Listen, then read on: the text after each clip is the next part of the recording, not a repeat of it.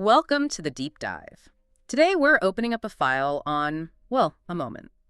A technological and cultural pivot point so massive, it genuinely altered the path of modern gaming. Yeah, it really did. This isn't just about, a popular game. It's about a single title that carried the existential risk of a multi-billion-dollar corporation on its shoulders, and somehow won. It absolutely did. We are deep diving into Halo: Combat Evolved. And when you look back, maybe over the last 20 years of console gaming, you realize that the biggest genres, they're often defined by just one seismic breakthrough game, right? Halo is absolutely that game for the console first-person shooter. Yeah. It solved that control problem, which seemed almost impossible at the time. Totally. It defined how competitive multiplayer worked on consoles, and, it became the essential pillar that let Microsoft become the console juggernaut they are today. The stakes were just astronomically high. Exactly. And that's our mission here, to trace the really long, kind of chaotic, but fascinating path this project took. It was a path built on some pretty radical pivots and seriously high-stakes decisions. Yeah. We've got sources detailing the game's tech, how it evolved, the design philosophy that somehow turned an RTS into a revolutionary FPS, and, the moment the chief became, well, the chief, an icon. And the story here, it's less about genius just arriving fully formed, right? It's more like genius born from intense pressure, necessity. You really can't overstate it, can you? No way. Imagine the pressure on Bungie. Suddenly, they're bought by this tech giant, Microsoft, specifically to build the defining launch game for their brand new console, the Xbox. Yeah, the whole platform launch riding on it. Exactly. If Halo failed, it's very likely the Xbox fails too. And then the whole history of console competition looks completely different. It's a huge legacy, all built on this one title. Okay, so let's unpack that journey, starting with the Genesis, because it was unlikely. This is where the tension really starts building. Oh, yeah. The project ticked off secretly back in 1998, right after Miss. The Fallen Lords found success. But the game they started making, fundamentally not the Halo we know. Not even close. Yeah. Bungie's roots were really in strategy, top-down games. So the early concept for Halo was basically a kind of semi-sequel to Myth. An RTS. Yeah, an overhead, real-time strategy game. We get these great little internal details, like the original codename. Apparently, it started as Monkey Nuts. Slight chuckle. Monkey Nuts. Yeah, until co-founder Jason Jones, probably wisely, changed it. Maybe hard to explain Monkey Nuts to your mom.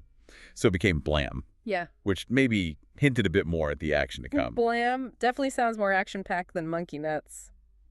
Okay, understandable rebranding. But this early RTS concept, it had a specific philosophy behind it, right? Designed by subtraction. That's it. It was a very clean, almost minimalist take on strategy. They looked at all the genre staples, resource gathering, base building, complicated tech trees, and they just got rid of them. Just cut them out. Pretty much. The idea was to focus purely on moving and managing troops tactically in this long narrative-driven campaign. And the tech they were using, evolved from the Myth engine, was already super advanced. We're talking fully 3D polygonal models, deformable terrain, pretty cutting-edge stuff for the time. And that advanced engine, the sources say, actually caused the first kind of internal crisis. Yeah, exactly. As the graphics got better and the engine could render these huge, detailed environments, the team realized that the classic top-down RTS view just wasn't doing it justice. You couldn't appreciate the scale. So they started messing with the camera. They started experimenting with closer perspectives, and that's when the first really big pivot began, the shift towards becoming a third-person action game. And crucially, this was before Microsoft got involved, right? Yes, that's critical context. Bungie had this history as a celebrated Mac developers, the public debut of Halo. It's actually a huge deal for the Mac community. Right, Macworld 99. Steve Jobs himself brought them on stage. That's the one. Jobs brings Jason Jones out to introduce Halo. And the visuals they showed, these massive worlds, detailed terrain. People at the time described it as a massive leap forward. It looked incredible. If you look at that 99 footage, or the stuff from E3 2000 later, it does look beautiful, but it's so different. Totally different game. You see the Warthog, you see early versions of the Covenant, but yeah, it's third person. And the world feels kind of shrouded in fog, limited view distance. And the focus seemed more on the Marines, didn't it? Master Chief was kind of just one of these armored guys, and he had this weird robotic voice they described. Yeah, not the Chief we know. Not at all. It's basically this third-person action game designed to show off high-end PC hardware. Specifically, the NVIDIA GeForce 2 GTS card was a big deal then. So it was planned for Mac and PC, maybe even PS2? That was the plan. Mac, PC, possibly PS2, and then comes the big corporate drama, the moment that caused the biggest fight-out for the fans. Microsoft acquires Bungie. Yep. And that was seen, especially by the Mac faithful, as this huge betrayal. Understandably, I guess. Microsoft needed that guaranteed system seller, that killer app for the Xbox. Exactly. And the Xbox itself, crucially, was designed internally using high-end PC components. So acquiring Bungie, and more importantly, acquiring Halo and making it an exclusive launch title. It made perfect sense for Microsoft, even if it hurt the original fans. The emotional stakes for that existing fan base must have been immense. Oh, it was devastating for the Mac community.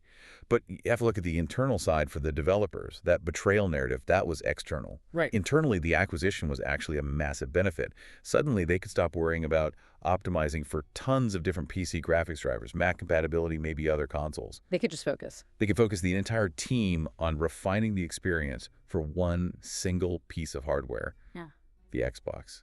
And that simplification, that focus, is probably what made the final huge leap possible. The switch from third-person action to first-person shooter. Exactly. Allowing them to really nail it and define the genre on console. Okay, perfect transition then. They commit to FPS. But historically, putting a first-person shooter onto a console controller, it was mostly frustrating, right? Oh, absolutely. Think about early attempts like GoldenEye or Turok. They often felt awkward, kind of slow, not intuitive. Mostly because they lacked dedicated camera control. Right. Aiming with face buttons or a single stick. Yeah, it was clunky. Oh. Halo had to solve this control problem perfectly. And this really is the core of the Halo revolution, isn't it? It needs a proper deep dive. It really does. It popularized, basically legitimized, the dual stick control scheme. Left stick moves, right stick aims, which is completely standard now, obviously. We take it for granted. Totally. But the real genius wasn't just assigning movement and aiming to two sticks.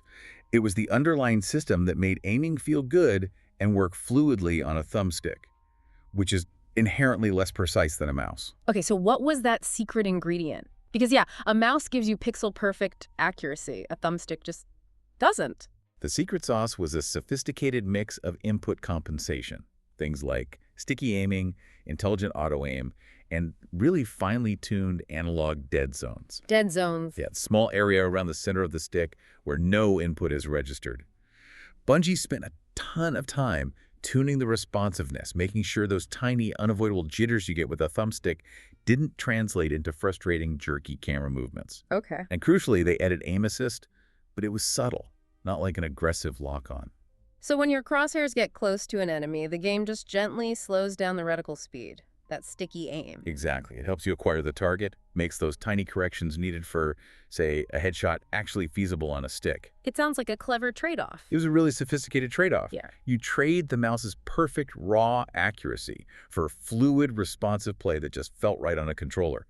And honestly, if you were to remove that aim assist layer from Halo, the game becomes instantly unplayable. That shows how fundamental it was. Wow. Okay.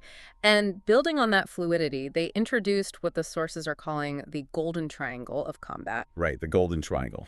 This wasn't just about moving and shooting. It was about dynamic action, right? Dedicated buttons for shooting, melee, and grenades. Precisely. Weapon fire, melee, grenades. Each gets its own button. And this was a truly revolutionary bit of control mapping. Because before Halo, you had to cycle through stuff. Yeah. If you wanted to throw a grenade in most console shooters back then, you probably had to pause the action, or worse, scroll through your entire weapon inventory just to select the grenade. It completely broke the flow of combat. Right, takes you out of the moment. Totally. By dedicating those three buttons, immediate fire, tactical grenade, close quarters melee Bungie, make sure you always had every core tool instantly available. No cycling, no pausing. It turns every single fight into this rapid-fire decision matrix, doesn't it? Do I use a grenade? Do I try to drop their shields first? Do I just rush in and melee? Exactly. Right. And that fluid response was only possible because the enemies, the AI, were designed to be just as dynamic. Which brings us to the AI itself, which was seen as groundbreaking. Yeah, the AI gets mentioned a lot. How did it work? It was one of the real aha moments for players. Yeah. It wasn't just that enemies moved around, they behaved tactically. They had hierarchies. Bungie used what they called a branching tree method. Branching tree. Sounds complex. It's pretty common now in big engines like Unreal, but it was exceptional back then. It meant the AI wasn't just following a single fixed script. It made decisions based on what was happening around it, what the player was doing. Okay, can you give a specific example? Like, how did that branching tree work in practice? Okay, take the grunts and the elites. They operate as a unit, right? The elite is the leader. He's giving orders, providing cover fire. Right. The little guys follow the big guy. Exactly. So a grunt is constantly running checks in its AI logic, its branching tree. One check might be, am I scared? Mm-hmm. And its behavior depends on the elite status. If the elite is alive and fighting, the grunt feels brave, it shoots back. Okay. But if the elite leader gets killed, the grunt runs the elite is dead branch of its logic tree. And the immediate result, panic. It cowers, it runs away screaming, often hilariously. Huh. Right. Which creates this deliberate strategy for the player, doesn't it? You're encouraged to take out the leader first, the high-value target, because it just disrupts the whole enemy squad. Precisely. It's almost like they translated that old design by subtraction RTS thinking into the FPS combat loop.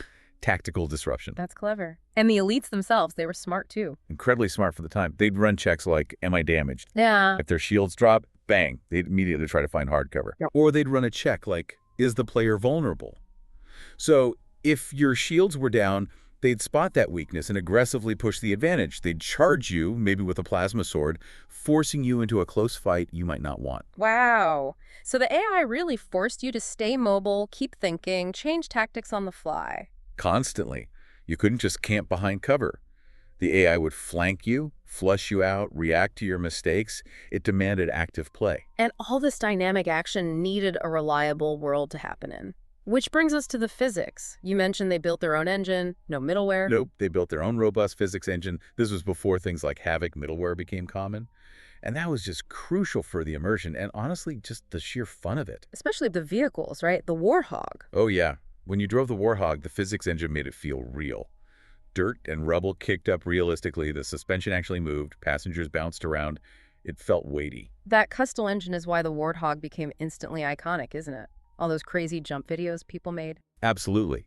It enabled not just the stunts, but also really nuanced, high-speed vehicle combat that felt physically grounded and incredibly satisfying. And we shouldn't overlook the social side either. The commitment to split screen and LAN play was huge. It was baked into the design, and it really cemented Halo as a console institution.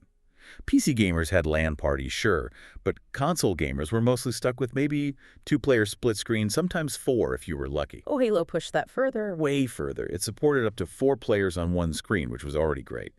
But crucially, it let you link up to 4 Xbox consoles together using System Link. For 16 players locally. 16 players in the same room on consoles.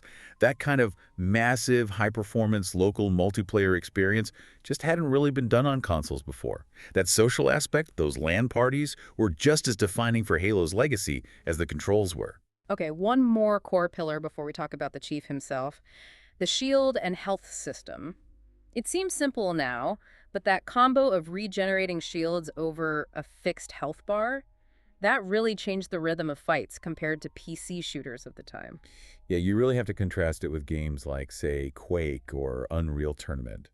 In those games, the pacing was often broken up by desperate searches for health packs, armor shards, specific ammo types. Right, you're constantly scavenging. Exactly. In Halo, that regenerating shield became your primary defense. Made a mistake, took a few hits, you could just duck behind cover for a few seconds, let it recharge, and you were basically back in the fight. So the main pressure isn't constantly managing a dwindling health pool. It's managing that shield cooldown, knowing when to push, when to pull back. Precisely. And this design choice, the sources point out, was absolutely instrumental in how Bungie tuned the difficulty, especially on harder modes like Legendary.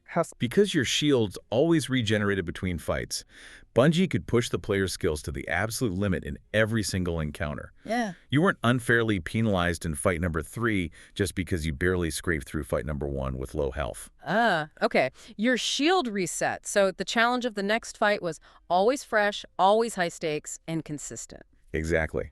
It was a really elegant mechanical solution to pacing and difficulty scaling.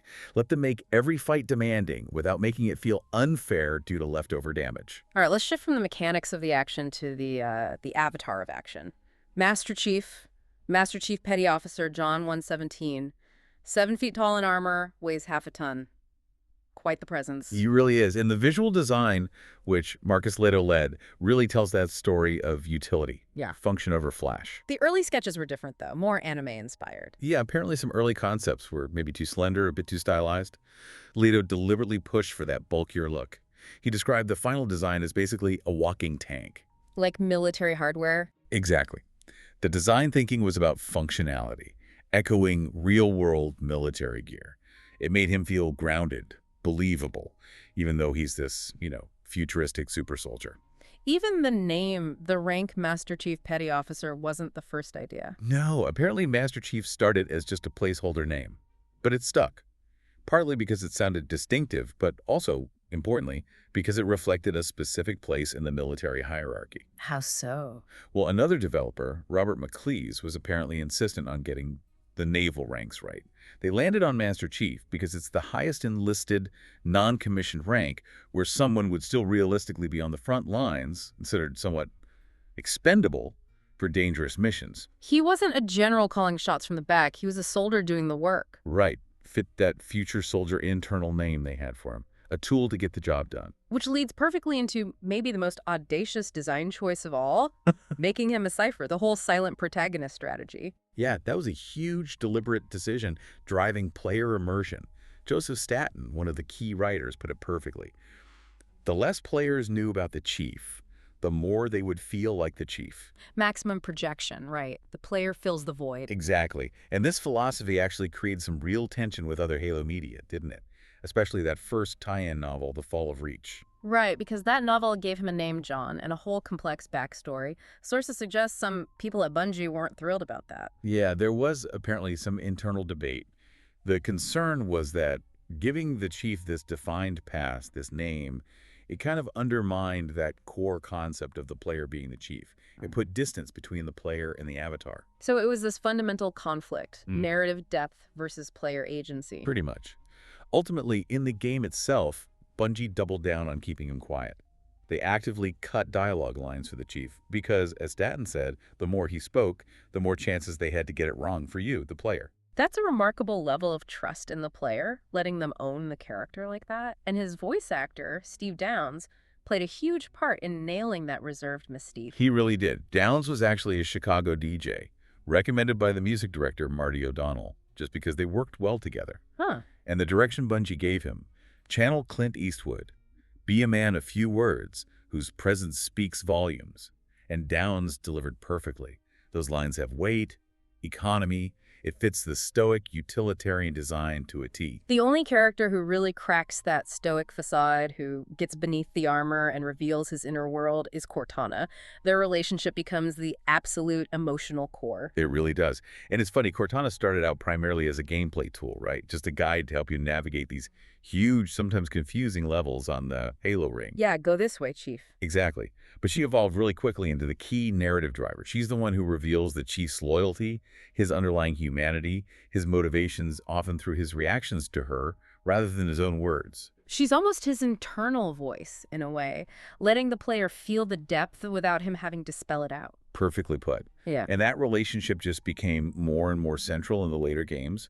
You look at Halo 4, and the developers deliberately put their connection front and center, exploring sacrifice, loss, moving the Chief way beyond just being a player avatar. It's fascinating how what started as basically a UI element, a guidance system, became the most powerful emotional anchor in the whole franchise. It really is.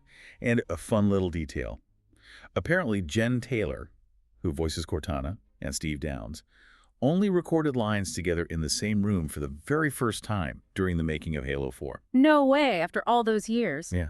Years after the original game had already established this incredibly profound bond between their characters. Kind of amazing. Okay, let's pivot to the campaign itself, because for so many people playing it blind back at launch, it delivered one of the all-time great narrative shocks, a moment that just drastically ramped up the stakes mid-game. Oh, yeah. We have to be talking about the introduction of the Flood. The Flood, absolutely. Right. Yeah. It was just brilliant. A classic mid-game twist. For the first half of the game, you're this badass sci-fi soldier fighting aliens, right? Yeah. Military sci-fi action. Standard stuff, almost. Yeah, familiar territory. And then, bam, suddenly the game just flips genres on you. It becomes this desperate, frantic, almost horror game. If you hadn't read the manual or the novel beforehand, you were completely blindsided by that shift. The tone, the enemies, the environments, everything changes. How did it change the actual mechanics of the fight, You were. beyond just the surprise? Oh, the mechanics changed profoundly. Combat shifted almost overnight from that mid to long range tactical cover shooting, Yeah. Carefully dropping elite shields to this claustrophobic, overwhelming close quarter survival. Because the flood just swarm you. They scum you. They're fast, they're relentless, they come in huge numbers, and they often reanimate bodies, which is creepy in itself. Yeah. It forces you to rely way more on weapons like the shotgun, plasma weapons for crowd control, lots of grenades, less about precision headshots, more about just managing the horde. So it was a deliberate break in the pacing, stopping the game from getting predictable. Exactly. Yeah. Kept you on your toes, forced you to adapt your whole play style halfway through. Now, despite that brilliant twist, the game does get critiqued sometimes for, let's say, visual repetition in some of the later levels. Ah, yes. The infamous library level comes to mind. The library, or maybe levels like Assault on the Control Room, where you feel like you're backtracking through similar-looking structures. Yeah, that critique definitely touches on a development reality, a trade-off they probably had to make.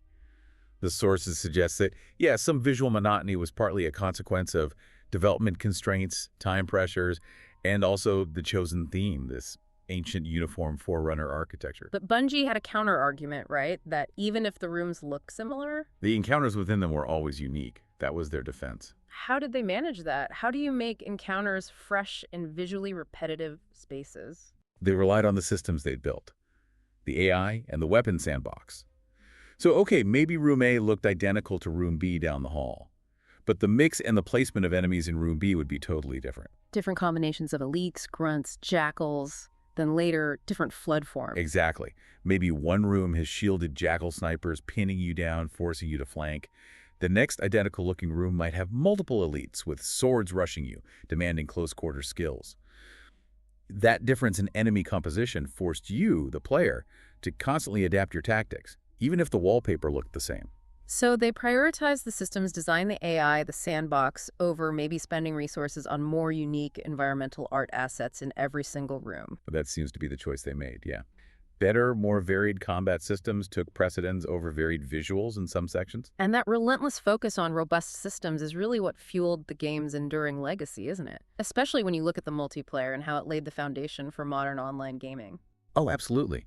Halo first cemented that amazing local social experience with the LAN parties, but the groundwork it laid for online play, especially with its sequel, was just staggering. Halo 2 basically invented the modern console online ecosystem as we know it. We're talking specifically about things like the party system, right? And that pioneering skill-based matchmaking on Xbox Live. Yes. Before Halo 2, playing online with friends on a console usually meant awkwardly trying to join the same server lobby and just hoping for the best. It was messy. Right. Halo 2 let you form a dedicated group, a persistent party, with your friends first. Then, as a group, you could just jump straight into a ranked matchmaking queue together for whatever game mode you wanted. Seamless. That seamless social integration, just getting into games easily with friends, that must have been huge for making competitive online gaming feel approachable on consoles. It was transformative. It became the standard that basically every online shooter followed afterwards. And then Halo 3 built on that even further, adding deep community features like Forge mode to build custom maps, theater mode to record and edit gameplay clips, massive file sharing. It just extended the game's life and community engagement for years. Okay, but before we wrap up the architecture talk, we have to address the technical baggage that came with all this revolutionary design, specifically this weird portability problem that seemed to plague the game throughout its life cycle. And it all comes down to the engine, right? Blam. Yeah, the Blam engine. It was powerful for its time, definitely. But its core architecture, this thing called a tag-based architecture, created an absolute nightmare when it came to porting the game or even just updating it. Okay, break that down. What's a tag-based architecture? What are tags? So basically all the game's assets, weapons, vehicles, enemy types, bipeds, textures, sounds, were defined as individual data files called tags. Think of a tag as just the blueprint for an asset. Okay, like a file defining the plasma rifle. Exactly. Yeah. But here's a critical flaw. Instead of having one central place where the plasma rifle tag lived, and all the levels just reference that one file, the engine actually duplicated the entire plasma rifle tag data and compiled it directly inside every single level file, every .map file where that rifle appeared. Wait, So if the plasma rifle was in 10 different levels, Its full data definition was copied and pasted into all 10 of those separate map files. 10 copies of the same data. that sounds like incredible file bloat, just massive file sizes. Catastrophic bloat, yeah. It actually limited the total number of unique assets that could fit into any single level or scenario, which might partly explain why some areas, especially those Forerunner levels, relied so heavily on reusing assets. Okay, that makes sense. But the bigger problem was for patching and porting. That was the real killer. Imagine Bungie found a tiny bug in the plasma rifle tag. Maybe a slight animation glitch they needed to fix. They couldn't just fix the one central plasma rifle file and upload a small patch. Because there was no central file referenced by the maps. Exactly. They had to fix the tag, then recompile every single map file that contained that plasma rifle tag, and then distribute all those massive updated map files to the players. A tiny fix could mean a gigantic download. Wow, okay. And we see the direct results of this engine architecture in the original PC port, right? The one Gearbox handled, which was not great. Notoriously flawed, yeah. And it suffered from really fundamental issues tied directly to the engine's original design assumptions for the Xbox hardware. Like the frame rate issues. Exactly. The game's physics simulation, and crucially, its animations, were originally hard-coded to run an update based on a 30 frames per second clock cycle. Right. That was found on the Xbox, which targeted 30 FPS. But on PC, people wanted higher frame rate, 60 FPS, 120 FPS. Right. And when PC users ran the game at, say, 60 FPS, the camera movement and the game logic might run smoothly at 60 Hz. But the character and vehicle animations were still stuck updating only 30 times per second. They didn't interpolate smoothly between those updates. So visually, the world moves smoothly, but the characters and vehicles look like they're kind of stuttering, skipping frames almost. Precisely. It created this really choppy, unnatural look for anything that moved, even when the overall frame rate was high. Big interpolation issues made it feel broken to PC players used to smooth animation at high frame rates. And weren't there missing visual effects too? Yeah, that PC port was also missing several key visual effects that were present on the original Xbox. Things like certain types of specular lighting, some advanced water effects, and really important shaders used on the skyboxes. It just ended up looking kind of flat and unpolished compared to the console original. And even Halo's own remaster, the Combat Evolved Anniversary Edition for the Xbox 360, wasn't perfect performance-wise. It also had issues, yeah. The feature letting you swap between the classic and remastered graphics on the fly was technically brilliant, really cool. Yeah, I love that. But the remastered mode often struggled, dipping below 30p's pretty noticeably. And maybe even worse, the classic graphics mode in that version suffered from really poor frame pacing. Frame pacing, what's that exactly? It's about the consistency of when each frame is delivered to the screen. Even if a game runs at an average of 3070p, if some frames take longer to render than others, the gaps between frames become uneven. That unevenness makes the game feel stuttery and less fluid, even if the average frame rate number looks okay. The original Xbox version had rock-solid frame pacing. The 360 Anniversary version often didn't in classic mode.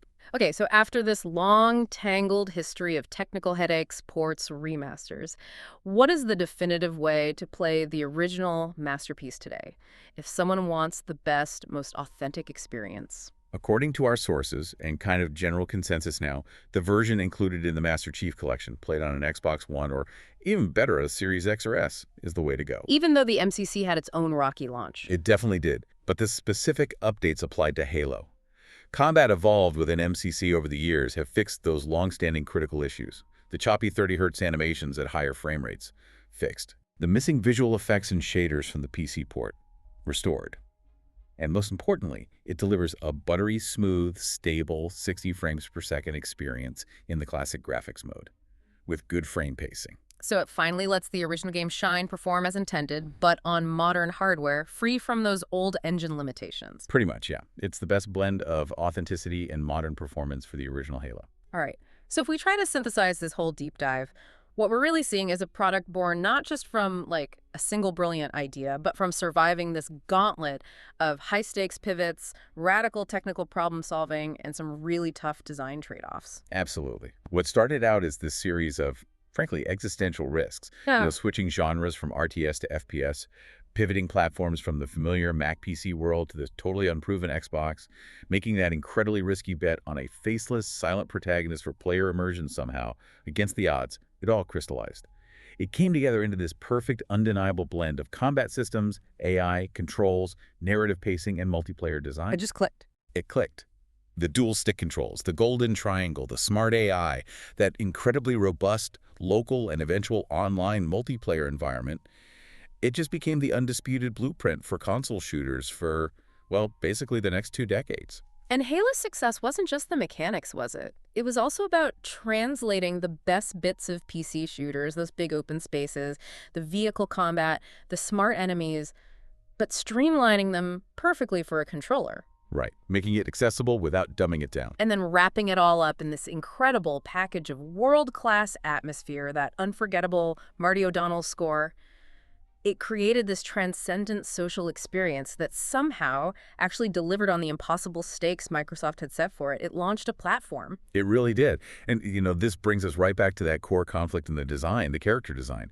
We established Master Chief was deliberately created as this expendable, faceless vessel, right, to maximize player immersion. The whole philosophy was the less you knew about him, the more you could be him. Yeah, the player fills the void. So if that was the absolute key to Halo's initial massive success, the player inhabiting that empty suit, it raises this really profound question for the series going forward, doesn't it? What's that? What does it mean for the franchise now that the later games, especially from Halo 4 onwards, have moved so far beyond that original design principle?